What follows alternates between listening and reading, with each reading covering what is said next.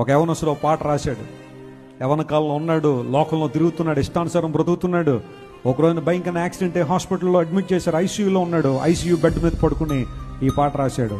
హృదయారణ్యంలో వినబడుతుందో కేక, వినిపించుచున్నది కేక నాకు అనే పాట హాస్పిటల్ ఐసీయూలో రాశాడు యవనస్తుడు.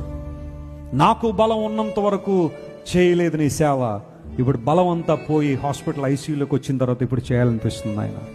నాకు స్వరం ఉన్నంత వరకు పాడలేదు నీ పాట, స్వరం అంతా పోయాక పాడాలనిపిస్తుంది నీ పాట. నాకు కనుదృష్టి ఉన్నంత వరకు చదవలేదు నీ మాట, కనుదృష్టి పోయిన తర్వాత వాక్యం చదవాలని ఆశ కలుగుతుంది. అప్పుడు కలగడం ద్వారా ఉపయోగం ఏముంది?